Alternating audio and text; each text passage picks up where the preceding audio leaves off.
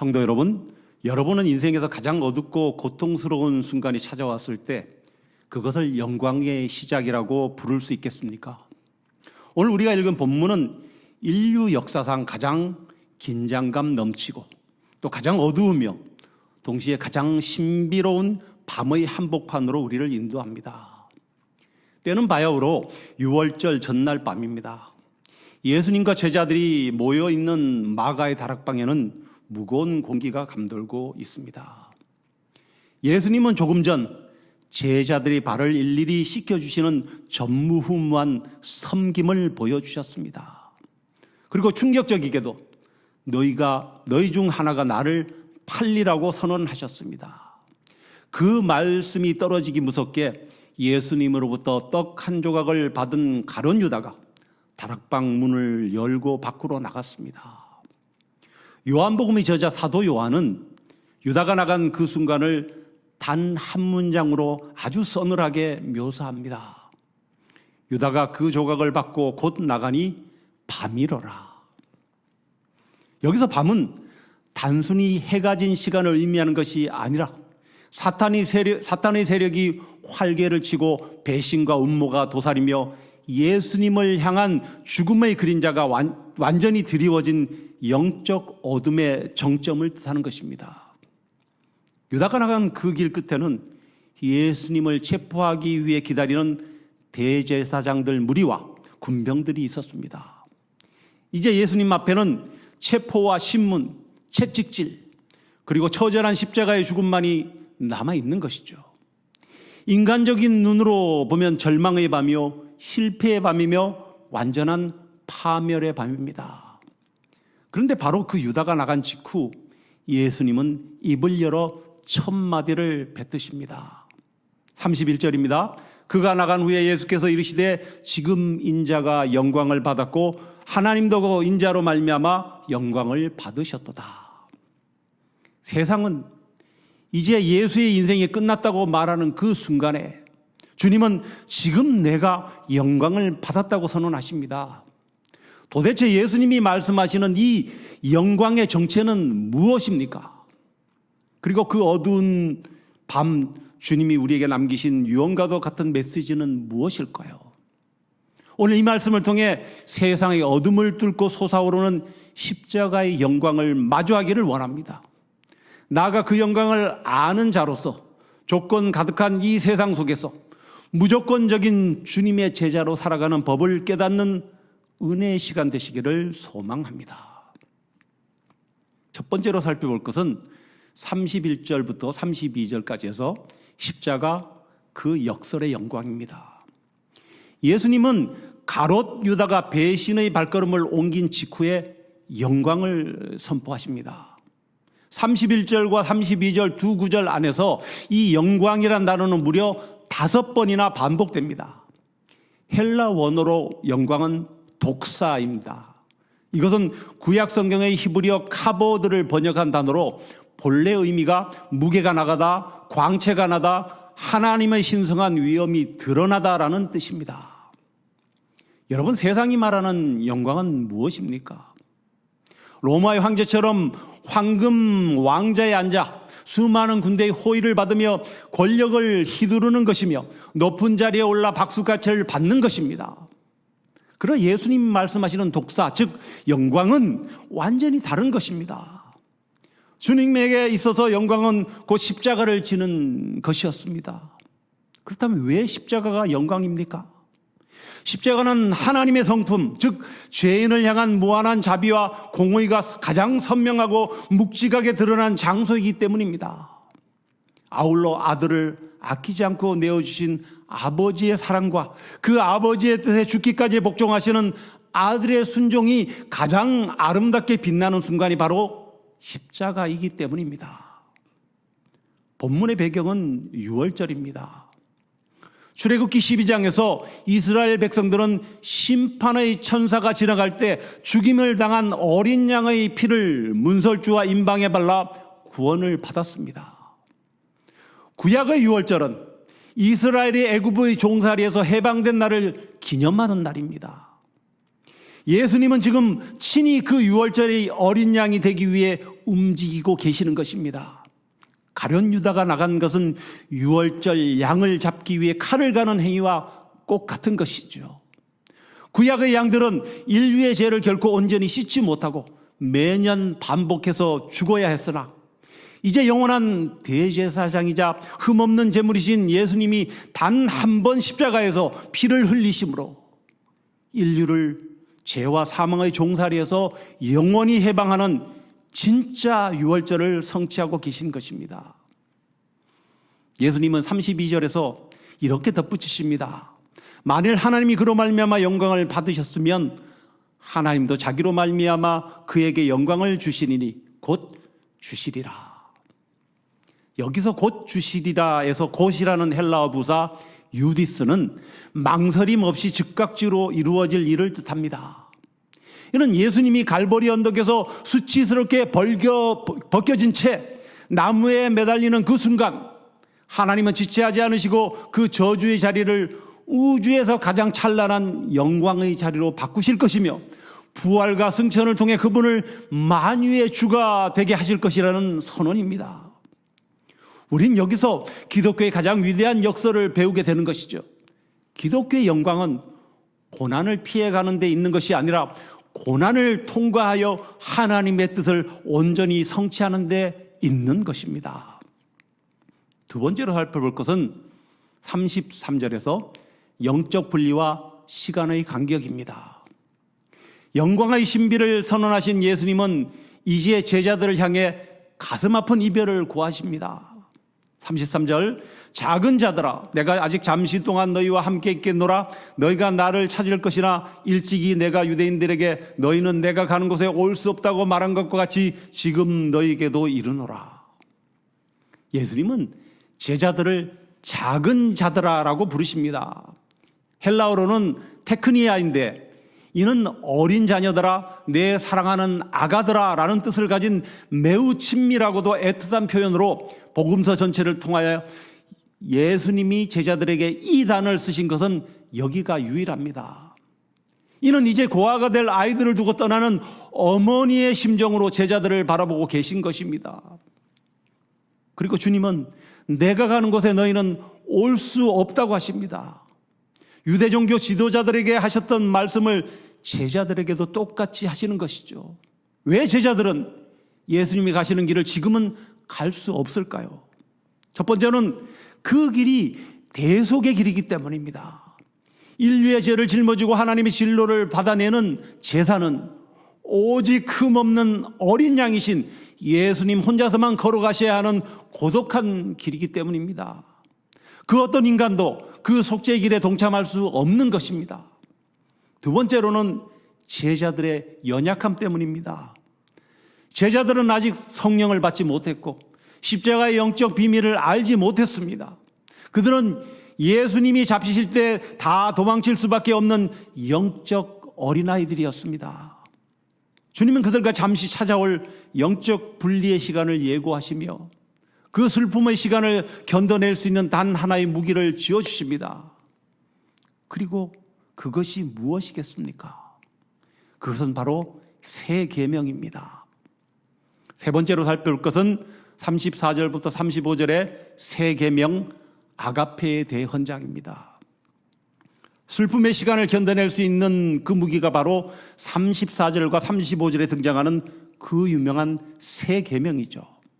새 계명을 너희에게 주노니 서로 사랑하라.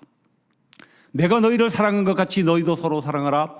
너희가 서로 사랑하면 이로써 모든 사람이 너희가 내 제자인 줄 알리라. 예수님은 서로 사랑하라는 명령을 새 계명이라고 부르십니다. 헬라어로 새롭다는 단어는 두 가지가 있습니다. 시간에 따라 새로워진 것을 뜻하는 네오스라는 단어가 있고요. 질적이고 본질적으로 완전히 새로운 것을 뜻하는 카이노스가 있습니다. 오늘 본문에서 사용된 이 단어는 바로 후자인 카이노스입니다. 사실 구약 율법의 핵심도 레위기 19장 18절의 내 이웃을 사랑하기를 내 자신과 같이 사랑하라였습니다. 그렇다면 예수님이 주신 계명은 도대체 무엇이 그리 본질적으로 새롭다는 것일까요? 그것은 바로 사랑의 기준과 범위가 완전히 새로워졌기 때문입니다. 구약의 기준은 내 자신과 같이였습니다. 내 몸 아끼듯, 내 자존심 챙기듯 남을 챙겨주라는 것입니다. 그러나 예수님이 제시하신 새로운 기준은 무엇입니까? 내가 너희를 사랑한 것 같이입니다. 예수님이 제자들을 어떻게 사랑하셨습니까? 밤이 맞도록 그들의 더러운 발을 씻겨주셨습니다. 자신을 은 30에 팔아넘길 가롯 유다의 발까지 씻겨주셨고, 조금 뒤면 자신을 모른다고 저주하며 부인할 베드로의 발까지 씻겨주셨습니다. 그리고 마침내 그들을 위해 목숨을 내어주셨습니다. 이것은 조건 없는 사랑, 원수까지도 품어 안는 사랑, 목숨을 버리는 사랑인 아가페의 사랑을 말합니다. 이 사랑이 흘러갈 때 세상은 비로소 교회를 보며 저들이 진짜 예수의 제자구나 하고 알아보게 된다는 것입니다. 교회의 진짜 신분증은 화려한 건물이나 교인 수가 아니라 바로 이 역설적인 사랑에 있습니다. 그런데 예수님이 선포하신 새 계명은 구약 성경의 예레미야 선지자가 예언했던 새 언약의 성취인 것입니다. 예레미야 31장을 보면 하나님은 이렇게 약속하셨습니다. 예레미야 31장 33절입니다. 그러나 그날 후에 내가 이스라엘 집과 맺을 언약은 이러하니 곧 내가 나의 법을 그들의 속에 두며 그들의 마음에 기록하여 나는 그들의 하나님이 되고 그들은 내 백성이 될 것이라 여호와의 말씀이니라. 구약의 시내산 율법은 돌판에 새겼습니다.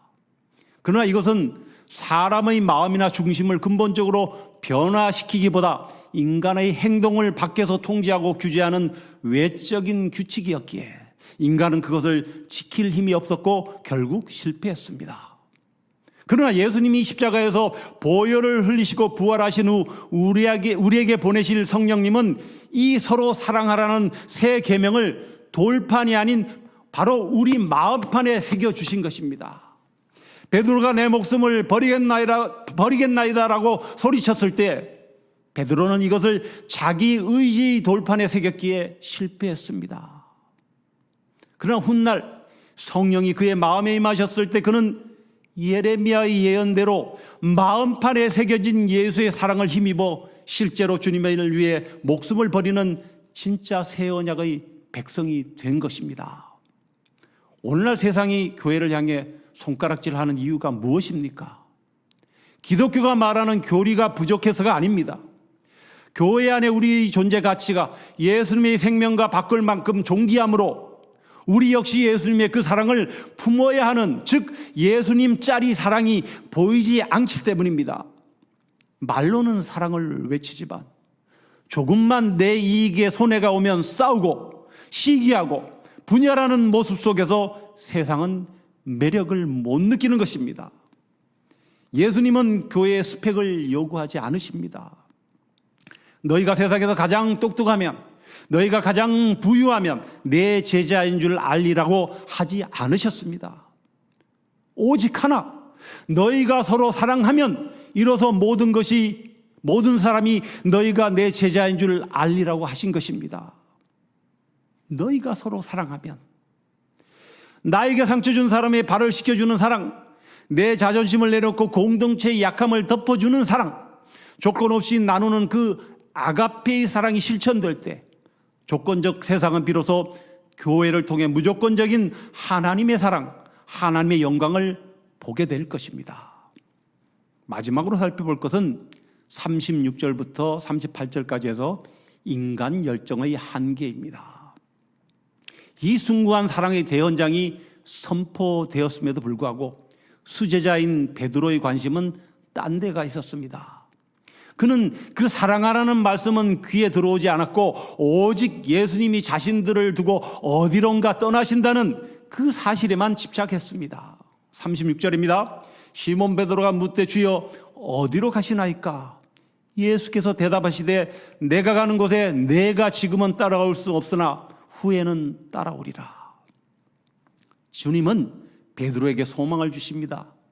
지금은 올 수 없지만 후에는 따라올 것이라고 하십니다. 이는 오순절 성령 강림 이후에 영적으로 거듭난 후에는 너도 나처럼 십자가의 길, 순교의 길을 넉넉히 따르게 될 것이라는 거대한 약속인 것이죠. 그러나 베드로는 지금은 안 된다는 주님의 이 말씀에 자존심이 상했습니다. 그는 자신의 열정과 의지를 과시하며 호언장담합니다. 37절입니다. 베드로가 이르되 주여 내가 지금은 어찌하여 따라갈 수 없나이까? 주를 위하여 내 목숨을 버리겠나이다. 내 목숨을 버리겠나이다. 얼마나 멋진 고백입니까? 헬라어 원문의 의미로는 당신을 위해서라면 내 생명을 기꺼이 던지겠습니다 라는 결연한 의지입니다. 그럼 베드로는 거짓말을 한 게 아닙니다. 진짜 그 순간만큼은 진심이었습니다. 자기 힘으로 주님을 지킬 수 있다고 굳게 믿었던 것입니다. 그러나 예수님은 인간의 의지가 얼마나 모래성처럼 허망한지 잘 알고 계셨습니다. 38절에서 주님은 차갑고도 슬픈 예언을 던지시죠. 예수께서 대답하시되 내가 나를 위하여 내 목숨을 버리겠느냐? 내가 진실로 진실로 내게 이르노니 닭 울기 전에 내가 3번 나를 부인하리라. 내가 나를 위하여 목숨을 버리겠다고? 아니, 너는 오늘 밤 닭이 울기 전에 나를 모른다고 3번이나 부인할 것이야. 이 말씀은 베드로의 자아를 완전히 산산조각내는 청천벽력 같은 선언이었습니다. 인간의 순수한 열정과 육신적인 결단이 십자가라는 거대한 시험대 앞에서 어떻게 철저하게 무너질 수 있는지를 보여주는 가슴 아픈 장면입니다. 많은 그리스도인들이 신앙생활을 시작할 때 베드로와 같은 실수를 범합니다. 내 열심, 내 의지, 내 노력으로 주님을 잘 섬길 수 있다고 생각합니다. 주님, 내가 이만큼 헌금합니다. 내가 이만큼 봉사합니다. 내가 주를 위해 선교도 가겠습니다. 물론 귀한 마음입니다. 그러나 내 열정만을 의지하는 신앙은 반드시 한계에 부딪히게 됩니다. 조금만 환경이 어려워지거나 내 자존심을 건드리는 사람이 나타나거나 영적인 밤이 찾아오면 우리는 여지없이 무너지고 말게 되는 것이죠. 내가 주님을 얼마나 사랑하는데 내가 이러실 수 있습니까? 라며 낙심하고 사람을 원망하고 베드로처럼 주님을 부인하듯 뒤돌아서 버립니다. 이것은 내 열정을 의지하는 신앙에서 예수의 사랑을 의지하는 신앙으로 우리의 믿음이 자라가야 함을 말씀하는 것입니다. 알프스 고산을 오르는 등산객들의 이야기입니다. 초보 등산객들은 산을 오를 때 자신이 가이드의 몸에 연결된 로프, 즉 자의를 손으로 꽉 잡으려고 애를 씁니다. 내 손아귀 힘으로 이 줄을 놓치지 말아야 내가 산다고 생각하기 때문입니다. 그래서 온 힘을 손에 주다 보니 금방 지치고 빙판 암벽에서 미끄러지는 순간 손아귀 힘이 풀려 추락하곤 합니다. 그러나 베테랑 가이드들은 절대 그렇게 가르치지 않습니다. 줄은 손으로 잡는 것이 아니라 몸에 단단히 매는 것입니다. 등산객이 해야 할 일은 내 손아귀의 힘을 믿는 것이 아니라 가이드의 단단한 허리와 그 로프의 견고함을 믿고 온몸의 힘을 빼는 것입니다. 내가 미끄러져 정신을 잃어도 베테랑 가이드가 메어놓은 줄이 나를 붙잡아 주기 때문입니다. 우리 신앙생활도 마찬가지입니다. 내가 주님을 붙잡는 내 손아귀 힘, 즉 베드로의 장담을 믿지 마십시오. 나를 붙잡고 계신 예수 그리스도의 십자가 사랑, 그분의 신실하심을 신뢰하십시오. 우리가 무너지고 실패하는 그 순간에도 주님의 로프는 우리를 놓지 않으십니다. 베드로가 3번 부인할 것을 아시면서도 너는 후에는 따라오리라고 미리 용서하시고 붙잡아 주신 그 사랑만이 우리를 다시 일으켜 세우는 줄 믿으시기 바랍니다. 이제 말씀 맺겠습니다. 오늘 본문의 이야기는 참으로 어둡게 끝나는 것처럼 보입니다. 유다는 배신하러 떠났고 예수님은 가슴 아픈 이별을 고하셨으며 수제자 베드로는 닭 울기 전에 3번 부인할 것이라는 절망적인 예언을 들었습니다. 다락방에 불이 꺼지고 나면 이제 차가운 십자가의 밤이 시작될 것입니다. 실제로 베드로는 주님의 말씀대로 대제사장의 뜰에서 예수를 모른다고 3번이나 부인했습니다. 그리고 마지막 3번째 부인하는 말이 떨어지기 무섭게 날카로운 닭 울음소리가 새벽 공기를 가르며 울려 퍼졌습니다. 그 닭 울음소리는 베드로의 영혼을 찌르는 심판의 소리였고 자신의 무능함을 뼈저리게 깨닫게 하는 통곡의 소리였습니다. 그러나 성도 여러분, 그것이 끝이 아니었습니다. 예수님은 베드로가 무너질 것을 다 아시면서도 그를 미리 정지하지 않으셨습니다. 오히려 그 닭 울음소리는 베드로에게 내 말이 그대로 이루어진 것처럼 너는 후에는 나를 따라오리라고 했던 내 약속도 반드시 이루어질 것이다 라는 소망의 신호탄이었습니다. 그리고 부활하신 주님은 갈릴리 바닷가에서 숯불을 피워놓고 낙심해 있던 베드로를 다시 찾아가셨습니다. 그리고 그에게 내가 나를 위해 목숨을 버릴 수 있느냐고 다그치지 않으셨습니다. 그저 부드러운 음성으로 3번 물으셨습니다. 내가 나를 사랑하느냐? 내 양을 먹이라. 내가 나를 사랑하느냐? 내 양을 먹이라. 내가 나를 사랑하느냐? 내 양을 먹이라. 주님은 베드로의 실패한 열정의 잔해 위에 당신의 변함없는 아가페의 사랑을 부어주셨습니다. 그 사랑을 경험한 베드로는 마침내 거꾸로 십자가에 못 박혀 순교하기까지 주님의 길을 따르는 위대한 제자가 되었습니다. 성도 여러분, 지금 혹시 인생의 가장 어두운 밤을 통과하고 계십니까? 내 신앙의 연약함 때문에 좌절하고 내 환경의 가시 때문에 낙심하여 나는 어쩔 수 없는 베드로구나 하며 자책하고 계십니까? 그러나 기억하십시오. 가롯 유다가 나간 그 어두운 밤이 바로 예수님의 영광이 시작되는 밤이라는 사실을 말입니다.